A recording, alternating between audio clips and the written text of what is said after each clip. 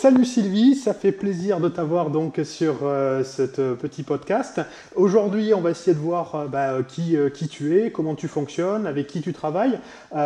Donc, ce que j'aimerais te proposer, déjà bonjour, pardon. Bonjour Florian, bonjour à tout le monde et bonjour Florian. Je suis ravie de Excellent. t'avoir au téléphone. Moi aussi, ça me fait très plaisir de pouvoir t'entendre. Ce que je te propose, c'est que tu commences par nous dire rapidement qui tu es, qu'est-ce que tu fais comme métier, qui tu accompagnes, et puis on rentrera après dans les détails. Ok, donc bonjour à tous. Et puis alors moi je suis formatrice et coach d'entrepreneurs. Je travaille avec des femmes exclusivement. J'ai créé donc Sylvie Romanetti il y a plusieurs mois déjà. Et avant ça j'étais responsable du développement commercial, chef de secteur en fait, D'accord, pour différentes sociétés. d'accord. Je viens de l'industrie de la cosmétique et de la formation. En fait, je viens de tout ça. Avant ça, j'ai été chef d'entreprise pendant 10 ans, puisque j'ai géré des instituts et des spas. D'accord. Alors, j'ai eu la chance de beaucoup voyager, puisque j'étais D'accord. à Nouméa, en Corse. Ah, Donc, je viens du bien-être, hein, d'accord. voilà, et j'étais vraiment dans le développement du chiffre d'affaires de ces entreprises, petites ou grandes. Mhm. Et ensuite, je suis allée vers la formation et petit à petit, ensuite, sur le développement personnel. Et D'accord. donc là, j'accompagne des femmes Ah, entrepreneurs dans le développement de leur chiffre d'affaires.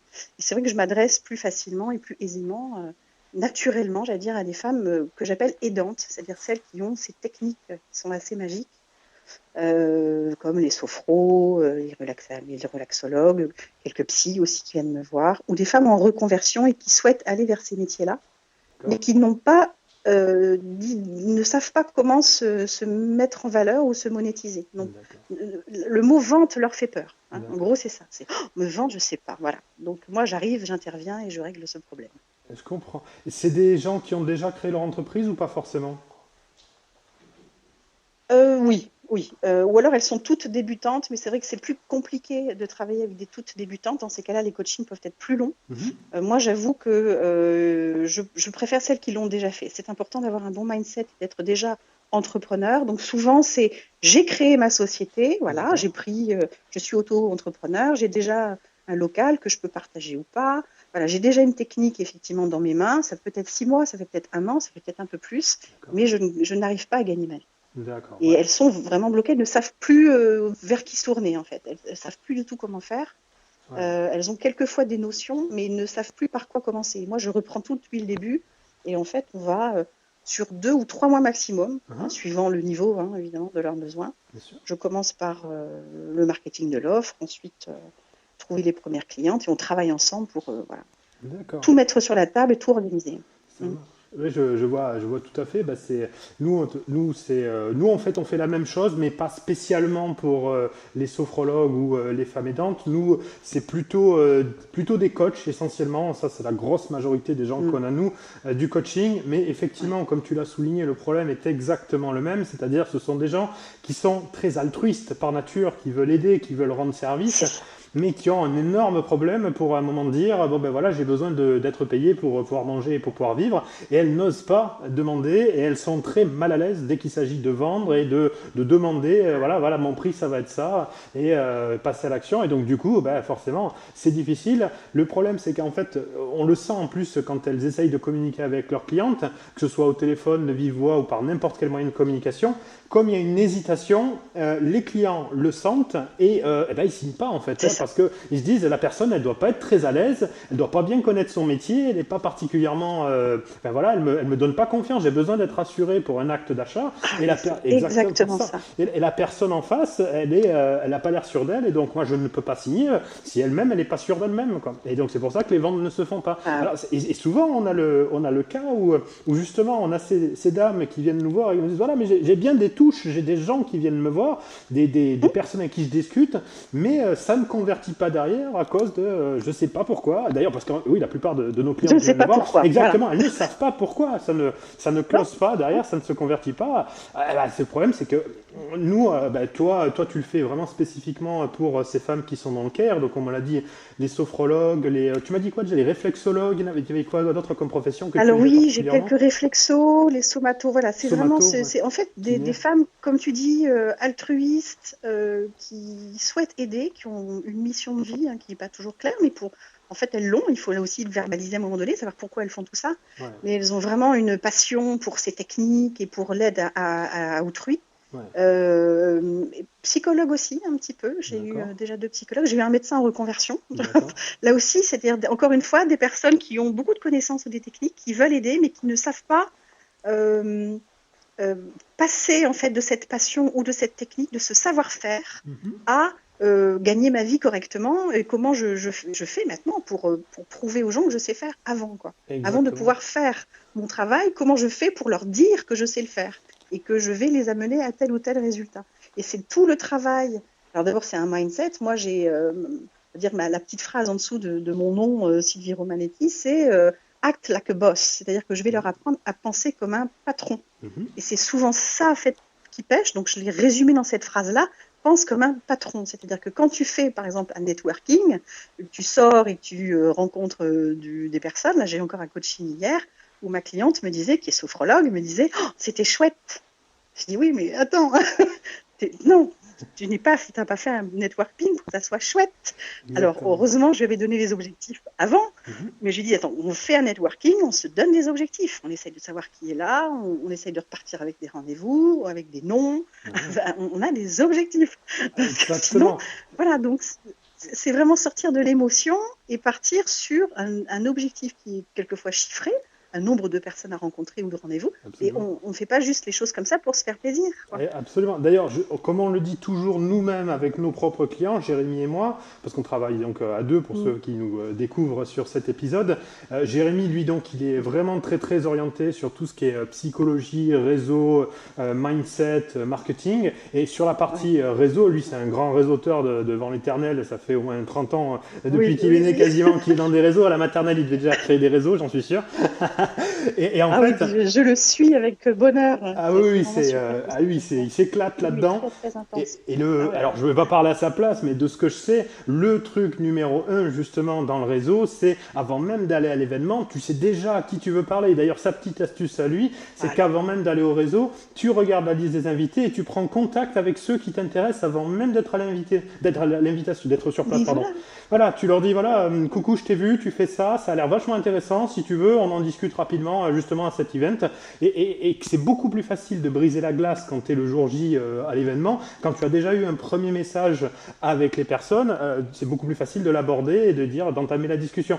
Donc, d'autant plus, souvent, Sûr. des personnes qui sont dans nos cibles à tous les deux sont des gens qui sont pas toujours hyper à l'aise pour, justement, quand il s'agit de démarcher, prospecter et d'entamer la conversation, de briser la glace. Ça, c'est des petites astuces comme ça qui changent radicalement l'approche réseau. Et c'est plus en mode on y va, on Ah oui. découvre et ça se trouve on aura de la chance.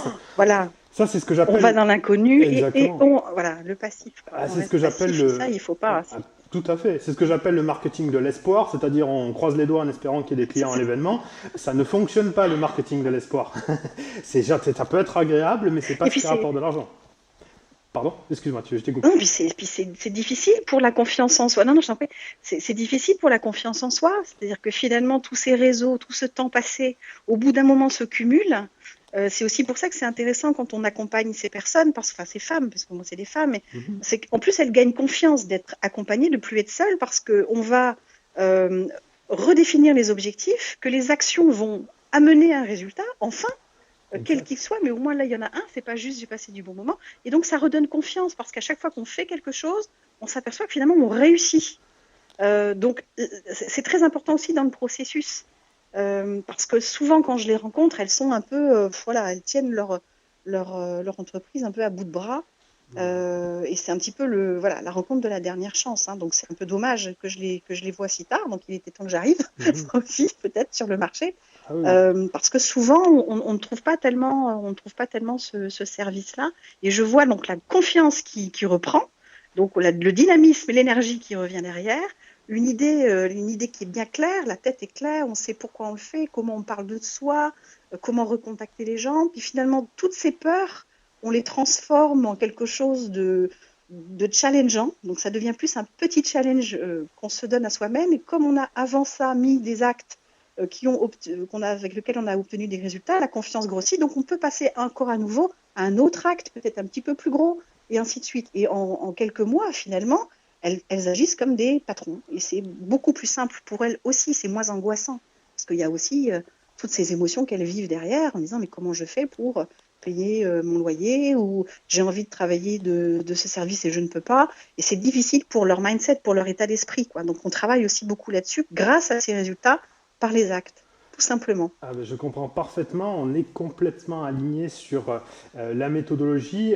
C'est juste qu'on est complètement complémentaires parce que toi, tu as une longue expérience justement avec tous ces gens donc, qui viennent de professions médicales, paramédicales, du bien-être, toutes ces voilà. Et nous, Oui. on est beaucoup plus orientés sur tous ceux qui veulent faire du coaching et qui veulent transmettre aux Mhm. autres, mais qui veulent pas forcément, comment dire, faire quelque chose pour les autres, autre que les guider et leur montrer un chemin pour atteindre une transformation qu'ils Oui. souhaiteraient avoir dans la vie. Toi, effectivement, quand on parle de sophrologue et ce genre de choses, on ne va pas juste, conseiller les personnes, on ne va pas juste les guider, il va y avoir un véritable accompagnement avec leurs propres clientes. Et ça, j'avoue que toi, tu as un domaine d'expertise effectivement qui est complémentaire et c'est aussi pour ça que je t'avais proposé cette interview pour justement avoir Oui. un regard complémentaire à ce que nous on fait. Et justement, ça me faisait penser, toi, justement, tes clientes qui sont dans cet univers-là, tu les rencontres dans quel genre de Oui. contexte? Est-ce que c'est peut-être le réseau, comme beaucoup d'entre nous, qui rencontrons les clients dans des événements, des choses comme ça, et ensuite, ils apprennent à nous connaître sur les réseaux sociaux, et puis ensuite, potentiellement, ils travaillent avec nous. Comment ça se passe, toi, avec tes clients? Oui, beaucoup de réseaux. Alors, bon, moi, j'ai la chance d'être assez extravertie, donc D'accord? j'ai le contact facile, hein. Et c'est vrai que ben, je prouve par l'exemple ce qu'il faut faire Ouais, finalement pour obtenir des clientes. d'accord, Donc, beaucoup de réseaux et de bouche à oreille. Aujourd'hui, d'accord, c'est vraiment ce qui se passe. Alors, je mets en place d'autres choses parce qu'il faut aussi que voilà, que je développe. Donc bien ça, c'est sûr. important, hein, le digital à un moment donné. Mais on va pas partir sur on va dire sur une stratégie marketing digital si déjà on ne sait pas parler de soi. Donc moi, je touche mes clientes grâce aux institutions en fait sur place. On D'accord, a beaucoup de femmes qui sont en création d'entreprise ou qui ont déjà créé. d'accord, Donc c'est association de femmes, réseau networking, LinkedIn aussi d'accord. beaucoup. Mhm. Et ensuite, je fais ce que tu disais, c'est-à-dire que j'envoie des messages personnalisés, je me renseigne en fait beaucoup, c'est-à-dire que je prends vraiment, vraiment contact avec les personnes pour savoir qui elles sont, comment elles travaillent, quels besoins elles auraient. Enfin, je suis en permanence en recherche d'informations sur elles. D'accord. Et c'est ce que j'apprends d'ailleurs souvent à mes clientes d'abord. Ok. C'est ne parlez pas de vous, Ah, posez ça, des oui. questions en permanence. Ça, c'est la base C'est la de... première chose à Effectivement. faire. Mais avant de revenir là-dessus, sur ce point très intéressant qui est l'écoute pour mieux arriver à vendre et surtout pas vouloir placer des conseils, avant de revenir là-dessus, tu as dit quelque chose d'extrêmement intéressant. Tu as parlé d'extraversion et que justement, toi, tu partais à la Oui, recherche des clients, tu allais les voir donc sur les événements, les salons, tu allais les contacter sur oui, LinkedIn et c'est comme ça que tu établissais avec le contact, ce qui est une excellente façon justement de rencontrer ces clients que nous-mêmes on recommande aussi à nos clients. Mais nous, on a une approche qui est très différente là-dessus, c'est que nous, on s'adresse en priorité à des gens qui sont plutôt de nature introvertie, et c'est-à-dire qui ne sont pas forcément hyper oui, à l'aise avec l'idée d'engager le contact avec autrui. Et pour ça, nous, notre stratégie, c'est une stratégie de contenu, c'est-à-dire qu'on fait venir les gens à nous avec les contenus qu'on publie, pas typiquement comme cette interview qui est ici. Les gens sont intéressés par le sujet, oui. ils écoutent et ils découvrent justement quelles sont nos activités, comment on s'y prend. Et nous, c'est extrêmement rare qu'on aille chercher les gens. C'est plutôt eux qui viennent à Ouais. nous et c'est ce qu'on enseigne à nos clients. Et c'est vachement complémentaire avec ce que tu fais justement. Et c'est aussi pour ça que c'est très intéressant d'aborder les deux parce que ce sont des Ah oui, personnalités complètement différentes les deux. Les extravertis vont retrouver de l'énergie quand ils vont être au contact d'autrui sur les événements, alors que les introvertis, s'ils pouvaient rester, comment dire, un petit peu plus chez eux, ça leur c'est irait ça. Dans parfaitement un bien. trou de souris, voilà. Exactement. Et d'ailleurs, ça se retrouve bien dans les professions aussi, parce que tu vois, les gens qui sont dans le coaching, il y en a aussi beaucoup qui ont appris des choses, qui ont un parcours, une expérience et qui voulaient la transmettre, mais qui ne sont pas forcément des gens de réseau à sortir, alors que dans les professions de care, on en trouve un peu plus pour une raison qui est plus simple, c'est-à-dire que beaucoup de professions de care, il y a littéralement un contact physique avec les personnes qu'on accompagne. Complètement. Et donc, c'est complètement pertinent pour des gens qui sont extravertis d'aller justement à ce contact physique, ce que les introvertis vont être peut-être moins à l'aise ou ça ne sera pas forcément naturel pour eux de procéder comme ça. Évidemment, ce ne sont que des généralités, chaque cas est particulier, il peut y avoir évidemment des introvertis qui aiment le contact et inversement, mais voilà, là on décrit des grandes tendances qui se retrouvent assez dans le marché et c'est pour ça qu'il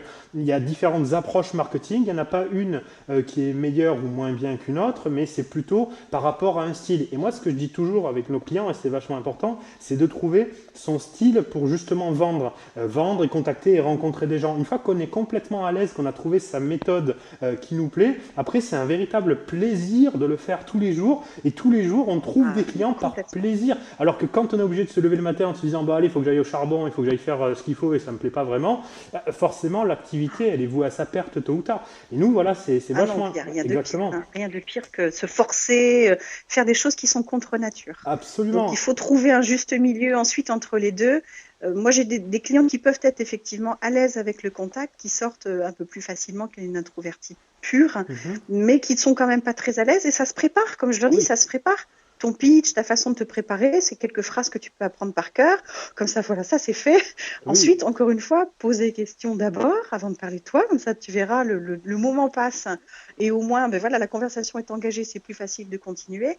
Et de surtout pas faire des choses sur lesquelles tu es en contre nature. C'est-à-dire que tu sens que vraiment, c'est pas du tout pour toi. Il faut trouver une autre solution. Mais se forcer à faire parce que ça marche, non, surtout pas. Je suis 100% d'accord avec toi. Et d'ailleurs, tu me donnes l'idée, hein, tu me fais rebondir là sur quelque chose que tu as dit qui était très intéressant aussi, c'est que tu me permets aussi de rappeler à je vais y arriver, pardon, les gens qui nous écoutent, qu'il y a une nuance effectivement entre les gens introvertis et l'introversion et la timidité. Parce qu'on peut être introverti et timide, mais on peut aussi être introverti mais pas du tout timide. C'est juste qu'on n'a pas forcément le manuel et on ne sait pas forcément quoi leur dire aux gens. Mais c'est important aussi de souligner qu'on peut aussi être extraverti et pas forcément à l'aise socialement parce qu'on ne sait pas comment s'y prendre. Et c'est pas parce qu'on est... Voilà, parce que des fois les gens se disent « Ah, mais moi je suis pas très à l'aise, je sais pas trop comment m'y prendre et donc je dois être introverti. » Pas forcément. Il y a des fois des gens qui vont être très extravertis mais juste qui n'ont pas les codes, ils savent pas comment s'y prendre et en fait alors qu'ils croient qu'ils sont extravertis, alors qu'ils sont extravertis. Et la véritable définition de l'extraversion ou l'introversion, c'est dans quelle forme d'environnement on recharge ses batteries émotionnelles. Est-ce qu'on a besoin de s'isoler pour se recharger ou est-ce qu'on a besoin du contact des autres pour se recharger et reprendre de l'énergie? C'est ce qui permet de déterminer. Et ça, il y a beaucoup de gens qui ne le savent pas. Et déjà, quand ils le découvrent, ça ouvre tout un autre monde de perspectives. Et ensuite, ils peuvent choisir les outils qui sont adaptés à ce qu'ils sont réellement, s'ils sont réellement introvertis ou réellement extravertis. Voilà. Ils peuvent prendre les bons outils pour leur personnalité, vraiment compatibles avec qui ils sont, et ensuite, ça devient un plaisir, ça se fait tout seul, parce qu'in fine, le but du jeu, autant toi que moi, c'est pas d'apprendre à nos clients à se fouetter pour travailler, mais bien au contraire, de trouver une façon qui soit vachement agréable, qui soit un véritable plaisir tous les matins, d'apporter de l'aide à des clients, de les aider à faire un changement d'état d'esprit qui leur permet de leur demander à leurs clients, voilà, ça va coûter tel prix avec moi, et de les mettre à l'aise avec ce processus-là, parce qu'effectivement, c'est du déblocage et ça se débloque parfaitement chez 100% des gens. Il n'y a personne à qui on n'a jamais pu arriver à montrer que finalement c'était une bonne chose de vendre, parce qu'en fait, vendre, il faut tout simplement remplacer le mot vendre par aider. Alors évidemment, là je caricature, je simplifie. Il y a tout un processus psychologique pour arriver jusque-là. Mais c'est exactement ça. C'est important de jouer sur ces mots-là aussi. C'est la vente, c'est pas, on est plus sur un stand dans un marché. Et très souvent, j'ai des clientes qui sont tellement éloignées du monde de la vente que quand je leur dis commercial, vendre, prospection, rentabilité, elles me regardent avec des grands yeux. Je fais exprès de les utiliser parce qu'il va falloir à un moment donné que acte là que bosse, là encore une fois, agit comme un patron. Donc à un moment donné, c'est un vocabulaire que tu dois quand même. Je suis désolée, cher sociologue, mais à un moment donné, il faut quand même que tu les utilises et que tu te les appropries. Et ça devient naturel. Et en fait, on n'a plus peur de ça parce que, comme tu dis, voilà, on a trouvé des solutions personnalisées et on avance et on finit par avoir des résultats sur ce qu'on fait. C'est quand même quelque chose. Hein. C'est quand même quelque chose. Mais je trouve ça fabuleux de les voir se transformer comme ça en quelques semaines. On se dit, waouh, c'est vraiment des personnes qui sont à la fin finalement hyper à l'aise, rassurées, confiantes, apaisées.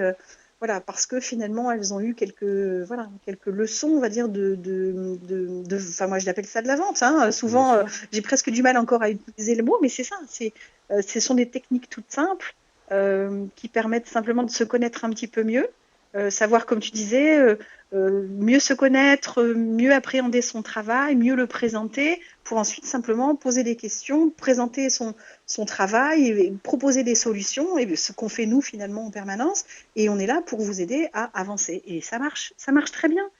Moi, je le fais depuis longtemps. Et j'ai toujours eu du succès aussi, y compris dans mes autres métiers. C'est pour ça que je les connais bien, c'est que j'ai fait un peu leur métier aussi, puisque gérer des instituts, des spas, j'étais complètement là-dedans, dans le bien-être, dans l'écoute.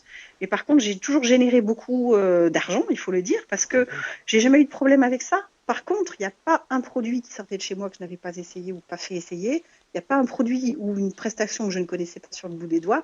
Donc, j'étais très sûre de ma technique, et elles sont formées, expérimenter. Donc tout ça aussi, il faut renforcer derrière en disant attends, tu sais très bien de quoi tu parles. Donc connais-toi bien. Maintenant, on va juste faire passer de celle qui aide et qui attend que les clients arrivent à celle qui aide et qui va naturellement, c'est ce que vous faites vous particulièrement bien, hein, avec brio, naturellement les clients viendront à toi, quoi. Parce que tu es aligné avec tout ce que tu fais. Ça, c'est fondamental, effectivement, d'être aligné. Et j'ai envie de dire, si je pouvais résumer toutes mes années passées à la vente, y compris quand j'étais formateur en vente chez Airbus, c'est que vendre, c'est de la coopération. Vendre, c'est on s'assoit tous les deux à une table ou au téléphone et on va essayer ensemble de trouver une solution au problème dans la coopération. Ce n'est pas une opposition, ce n'est pas un bras de fer pour savoir qui a raison, qui est le plus fort et qui va remporter la vente à base de négociations, comme on peut le voir en mode loup de Wall Street, avec toutes les techniques les plus immondes psychologiquement. C'est de la manipulation la plus dégueulasse. Ça, on ne fait pas ça, c'est totalement contre-productif, il n'y a que dans les films qu'on voit ça. Dans la réalité, pour vendre, que ce soit pour vendre des avions à 200 millions d'euros ou que ce soit pour vendre des coachings à 2000 euros ou que ce soit pour vendre même des formations ou des prestations à 50 euros, dans tous les cas, le processus psychologique est exactement le même. On se positionne en allié. Quelqu'un qui va essayer de t'aider à résoudre un problème. On est assis tous les deux du même côté de la table. On va plancher sur la question et on va essayer de voir quelque chose. Est-ce qu'on peut y arriver? Et si il se trouve que la meilleure option, ce n'est pas de travailler ensemble et de ne pas vendre, c'est totalement OK. Le but, c'est d'aider l'autre personne à trouver… c'est la clé. Exactement. De ne pas se dire, il faut absolument que je la signe. Exactement. Et d'ailleurs, je pense que pour détendre l'atmosphère, et ça on va donner un petit tips justement à tous les gens qui nous écoutent, si justement vous n'êtes pas à l'aise avec la vente, dites-vous que vous abordez la discussion en mode on va chercher une solution et de le dire à votre interlocuteur. Nous sommes ici pour chercher une solution, on va essayer de voir si je peux t'aider d'une façon ou d'une autre, selon le niveau de langage évidemment, de votre cible. On va essayer de trouver une solution ensemble.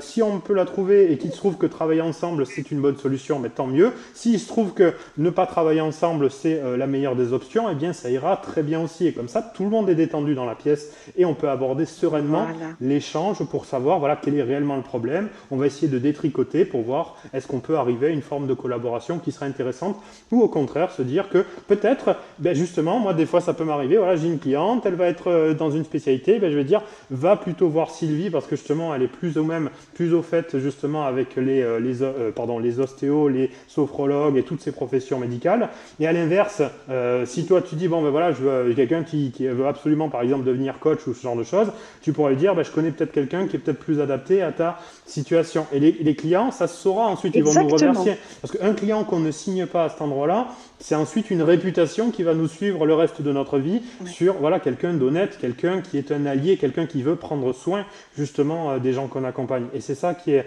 vraiment important au fond en fait. Il vaut mieux faire réussir une vente. C'est pas signer, réussir une vente, c'est avoir réussi à accompagner la personne dans la bonne direction. Oui. Faire notre travail qui est de trouver des solutions, y compris si ce n'est pas nous la solution. Exactement. C'est tout à fait ça. Et c'est du sur-mesure. On doit faire du sur-mesure. Et c'est aussi un travail que je fais avec mes clientes actuellement, enfin celles que je suis en train de suivre, là, qui finalement ne sont pas toujours spécialisées. C'est important de savoir exactement ce qu'on fait et pour qui on est la meilleure finalement. Là aussi, quelquefois, il faut refuser en disant je ne suis pas la meilleure personne. Je ne suis pas la meilleure personne pour vous aider. Ce n'est pas ma spécialité.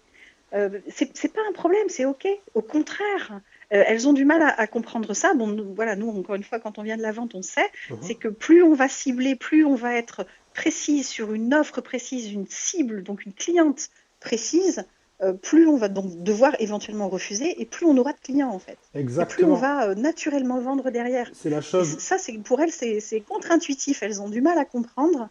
Elles pensent Exactement. devoir s'adresser à toutes. Et très souvent, il y a ce travail ensemble. C'est non, non, non. Tu as certainement ton sur-mesure à toi, il est où? Il est pour qui? On va le trouver ensemble. Parce qu'elles ne le savent pas toujours. Et quand on cherche, on finit toujours par le trouver. Et c'est là que normalement, voilà, on parle de naturel, d'être tous les deux du même côté de la table. Naturellement, les choses se font. Et c'est là qu'on n'a plus d'actes particuliers. Il y a toujours des petites astuces de vente, bien entendu, mais on n'est pas dans la manipulation, on ne force pas, c'est naturel, ça vient tout seul. Et Exactement. c'est hyper rassurant pour quelqu'un dont c'est pas le métier à l'origine et qui finalement s'aperçoit que c'est pas un métier, ça s'apprend. Tout à fait. Juste ça s'apprend, il faut être bien aligné et ensuite Absolument. ça s'apprend. Et C'est les deux.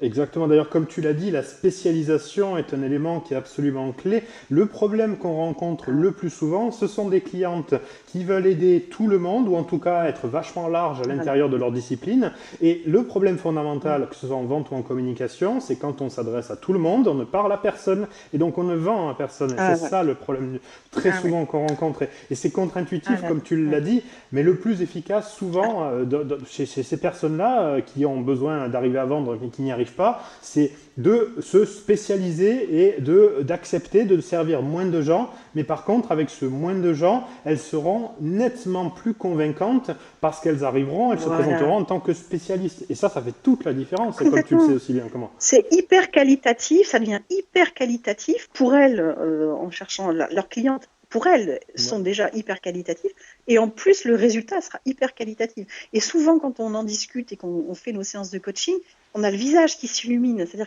qu'on le trouve aussi juste dans les faits, l'énergie est là. Ah oui, moi j'aime bien faire ça et pouf, le visage s'illumine, le regard devient brillant. Je dis voilà, là on l'a. A priori, ta zone de génie, elle est là. Il va falloir qu'on regarde ensemble et qu'on creuse. Voilà, d'où est-ce que ça vient? Est-ce que tu as déjà eu des clientes avec ce souci-là? Là, il y a beaucoup, par exemple, de gestion de stress post-burnout. Voilà, c'est intéressant. Je dis, c'est magnifique ce que vous faites. Vous avez une technique, une capacité, un état d'esprit, une vision du monde, et vous êtes en train d'apporter des solutions qui sont malheureusement nécessaires hein, dans notre monde aujourd'hui. C'est pour ça que moi, c'est des professions que j'aime beaucoup parce que elles sont assez féminines, donc moi j'aime bien. Bien sûr. Mais au-delà de ça, elles apportent quand même un bien-être aux gens et je sais qu'on en a besoin. Quand on voit maintenant voilà, tout ce travail qui est mené sur le bien-être au travail, etc. En sophro, je vois qu'il y a, voilà, il y a quelques spécialisations là-dedans. Il y a aussi la spécialisation de la maternité, post-maternité, des personnes qui sont en postpartum, en dépression. Et là, il y a, pareil, elles ont quelque chose de bien spécifique à apporter en gestion ensuite pour ces personnes de leur vie quotidienne qui est difficile à vivre voilà, pour toutes ces raisons et qu'un médicament ne peut pas toujours soigner. Donc voilà, on travaille bien là-dessus, c'est très important. Ah ben, Elles ont une spécificité systématiquement, elles ont quelque chose qui les anime particulièrement et ça c'est aussi important, on le fait systématiquement parce que sans ça on perd quelquefois un peu sa motivation parce que voilà, c'est pas toujours rose, c'est toujours un travail de longue haleine. Et si elles n'ont pas ça, si elles n'ont pas cette spécialité, tout ce petit bonheur qui arrive en permanence avec des clientes hyper qualifiées, des résultats hyper qualitatifs, voilà, ça leur permet de s'accrocher à tout ça et de continuer les jours où ça va moins bien, quoi. eh oui, Donc parce que ça, ça, et encore une fois, ça roule tout seul. Voilà. exactement.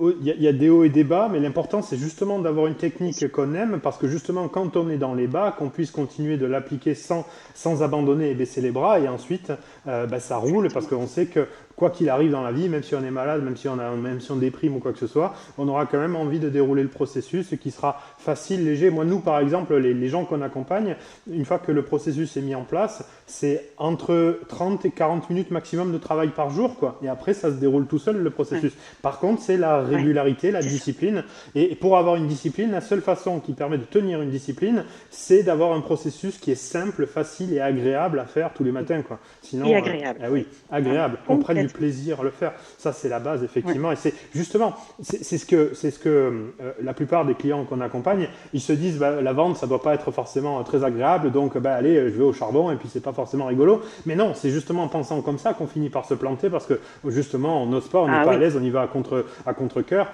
et c'est pas du tout efficace. Alors que quand justement on a trouvé sa technique, eh ben, ça devient un véritable plaisir de rentrer de l'argent tous les mois, et de plus avoir à se poser la question de comment est-ce que je vais faire pour vivre, mais qu'est-ce que je vais faire de tout cet argent. Ça, c'est beaucoup plus rigolo comme genre de problème à avoir. C'est clair. Et quand on a le bon mindset et qu'on sait pourquoi on fait les choses et qu'on a des bonnes techniques, on peut recevoir, tu vois, un appel ou un SMS à 7 h du matin, à fond, super mindset. Jérémy ce matin qui m'envoie un super SMS, plein de questions déjà.